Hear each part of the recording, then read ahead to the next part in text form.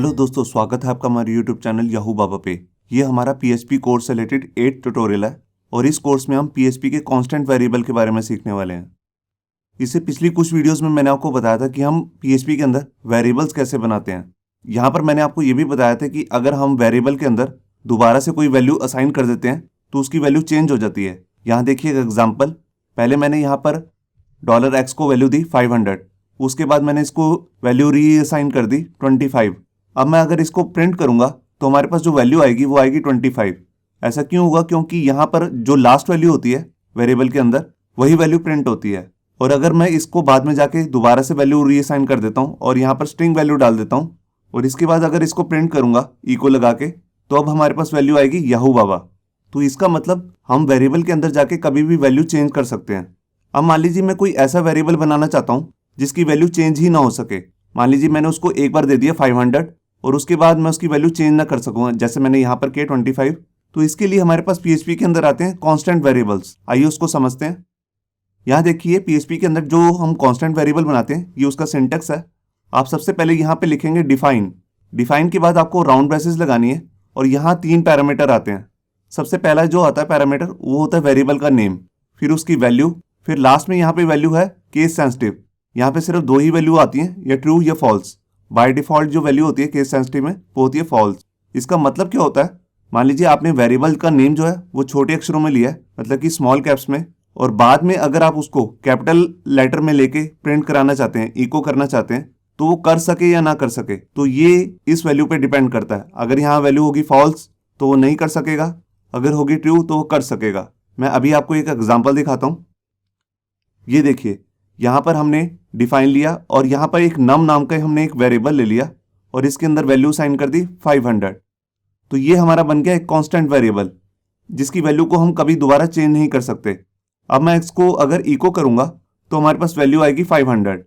यहाँ पे एक बात और भी देखिए कि यहाँ पर मैंने तीसरा पैरामीटर नहीं लगाया केस सेंसिटिव। जैसा कि मैंने आपको बताया कि इसके अंदर डिफॉल्ट वैल्यू जो होती है वो होती है फॉल्स। फॉल्स मतलब जैसा आपने नाम लिया है बिल्कुल वैसे ही आपको प्रिंट करते समय या आगे कैलकुलेशन करते समय वही नाम लेना है जो आपने डिफाइन करते समय दिया था। और अब अगर मैं इसके अंदर तीसरे पैरामीटर के अंदर वैल्यू डाल देता हूं ट्रू, तो अब मैं इसकी वैल्यू को जो यहाँ पे मैंने लिखा है NUM स्मॉल कैप्स में लिखा है, इसको मैं कैपिटल लेटर में भी लिख सकता हूँ कुछ इस तरीके से। ये देखिए ऐसा कैसे पॉसिबल हुआ? क्योंकि यहाँ पर मैंने लिख दिया ट्रू। तो ऐसा हम सिंपल वेरिएबल्स में नहीं कर सकते जैसे मैंने आपको यहाँ पे दिखाया। और यहाँ पर पीएचपी कांस्टेंट वेरिएबल से रिलेटेड भी कुछ और खास बातें हैं जो मैं आपको बताना चाहता हूँ।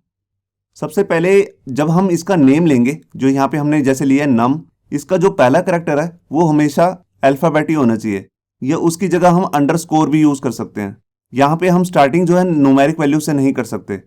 तीसरी इसकी खास बात है कि हम इसके अंदर डॉलर साइन का यूज नहीं करते जैसे कि हम नॉर्मल वेरिएबल्स बनाते समय करते हैं पीएचपी के अंदर। इसकी स्टार्टिंग में हम डॉलर साइन नहीं यूज करेंगे। और लास्ट जो बात है इसकी, कांस्टेंट वेरिएबल जो होते हैं वो ग्लोबल वेरिएबल्स होते हैं। पीएचपी के अंदर 2 तरीके के वेरिएबल्स होते हैं, ग्लोबल वेरिएबल्स और लोकल वेरिएबल्स। इनके बारे में हम आगे आने वाली वीडियोस में समझेंगे, जहां पर मैं फंक्शन समझाऊंगा आपको। वहां पे मैं बताऊंगा कि ग्लोबल वेरिएबल्स क्या होते हैं।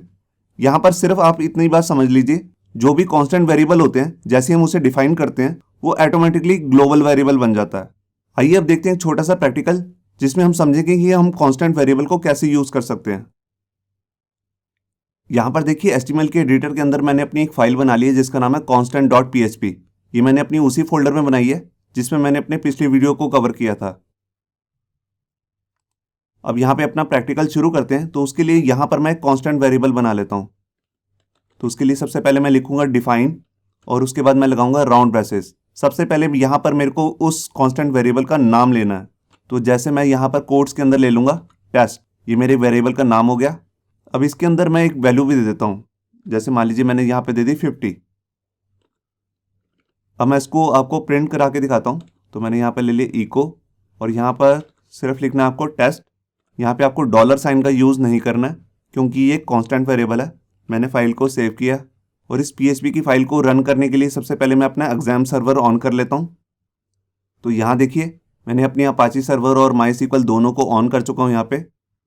अब इसके बाद मैं अपना ब्राउज़र ओपन करता हूँ और ये देखिए ऊपर देखिए मैंने यहाँ पर अपना लोकल होस्ट ओपन कर लिया। उसके बाद मैंने अपना फोल्डर ओपन कर लिया लर्न PHP। अब यहाँ पे आके मैं अपनी फाइल को रिफ्रेश करता हूँ और यहाँ देखिए हमारी नई फाइल आ चुकी है constant.php। मैंने इस पर क्लिक किया और ये देखिए यहाँ पर हमारे पास कांस्टेंट वेरिएबल जो है 50, उसकी वैल्यू दिखा रहा है 50। अब मैं आपको दिखाता हूँ कि मैं इसकी वैल्यू को चेंज नहीं कर सकता दोबारा।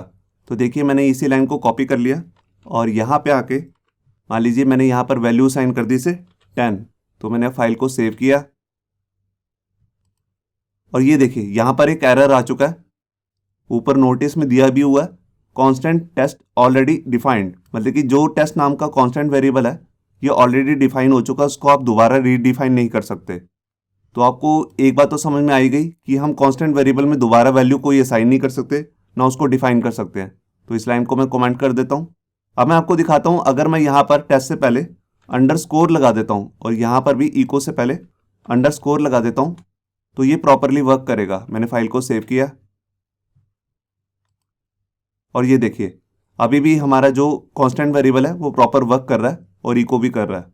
और अगर यहाँ पे जाके मैं कोई न्यूमेरिक वैल्यू लगा देता हूँ, मान लीजिए मैंने यहाँ पर लगा दिया 9 और यहाँ पे भी 9, मैंने फाइल को सेव किया और ये देखिए यहाँ पर एक एरर आ चुकी है, सिंटेक्स एरर है और ये आगे कह रहे हैं अनएक्सपेक्टेड टेस्ट। तो हमने इस तरह मतलब कि न्यूमेरिक वैल्यू दे के स्टार्टिंग जो की है ये बिल्कुल गलत है, हम ऐसे कांस्टेंट में बिल्कुल नहीं कर सकते। तो मैं इसको हटा देता हूँ और अब मैंने फाइल को अगर सेव किया तो देखिए उसके बिना ये बिल्कुल ठीक काम कर रहा है। अब मैं आपको दिखाता हूँ कि इसी जो हमारा कांस्टेंट ये वेरिएबल है इसको मैं कहीं अर्थमेटिक कैलकुलेशन में भी यूज़ कर सकता हूँ। तो इस लाइन को भी मैं कमेंट कर देता हूँ और यहाँ पर एक वेरिएबल ले लेता हूँ जैसे सम, और इसके अंदर मैंने जो टेस्ट की वैल्यू है मतलब कि जो हमारा कांस्टेंट वेरिएबल है इसमें प्लस कर दिया 20 को। ये अर्थमेटिक कैलकुलेशन जो है ये अभी मैंने आपको नहीं बताई है, ये हमारी नेक्स्ट वीडियो में आने वाला है। तो अभी के लिए इसे इतना समझ लीजिए, यहाँ पर मैंने एडिशन की है, टेस्ट की वैल्यू में 20 प्लस कर दिया है। अब यहाँ पर मैं इको कर देता हूँ सम की वैल्यू को। ये देखिए मैंने फाइल को सेव किया और ये देखिए यहाँ पर सम की वैल्यू दिखा रहा है 70। तो आपने देखा कि जो कांस्टेंट वेरिएबल होता है ये बिल्कुल नॉर्मल वेरिएबल की तरह ही काम करता है, बस इसमें ये डिफरेंस होता है कि हम इसकी वैल्यू को दोबारा रीअसाइन नहीं कर सकते, ना दोबारा रीडिफाइन कर सकते हैं। अब यहाँ पे मैं आपको दिखाता हूँ कि जैसे हमने यहाँ पर छोटे में मतलब कि स्मॉल कैप्स में यहाँ पे टेस्ट लिखा है और इस लाइन को कमेंट्स कर देता हूँ और इसको अनकमेंट। यहाँ पर अगर मैं बड़े में लिख दूंगा, मान लीजिए मैंने खाली टी जो है पहला इसको बड़ा कर दिया और फाइल को सेव किया तो देखिए यहाँ पर एक एरर आ चुका है। ऐसा क्यों हुआ? क्योंकि मैंने आपको बताया कि जो कांस्टेंट वेरिएबल होते हैं ये केस सेंसिटिव होते हैं। यहाँ जैसा आपने नाम लिया है इसको आगे कैलकुलेशंस में या आगे प्रिंटिंग के टाइम पे आपको बिल्कुल वैसा ही लेना पड़ेगा। हाँ, अगर मैं यहाँ पर लास्ट जो हमारा पैरामीटर होता है केस सेंसिटिव, तो यहाँ पर अगर मैं ट्रू डाल देता हूँ और फाइल को सेव करता हूँ तो देखिए यहाँ पर वैल्यू प्रिंट होगी 50। तो आपने देखा अगर हम यहाँ पे ट्रू डाल देंगे तो उसकी जो केस सेंसिटिविटी है वो खत्म हो जाएगी। अब अगर यहाँ पर मैं पूरे जो हमारा लेटर्स हैं इसके उसको कैपिटल में डाल दूं और फाइल को सेव करूं तब भी ये प्रॉपर ही वर्क करेगा। ये देखिए अभी भी यहाँ पर वैल्यू आ रही है 50। तो आपको समझ में आया कि यहाँ पर केस सेंसिटिव जो हमारा तीसरा पैरामीटर है कैसे वर्क करता है। ये देना जरूरी नहीं है, अगर आप इसे छोड़ देंगे तो इसकी वैल्यू होती है फॉल्स, और फॉल्स में आपको जैसे ही नाम लिया आपने ऊपर डिफाइन करते समय बिल्कुल आगे भी बिल्कुल वैसे ही यूज करना है। इससे नेक्स्ट वीडियो में हम सीखने वाले हैं अर्थमेटिक ऑपरेटर्स।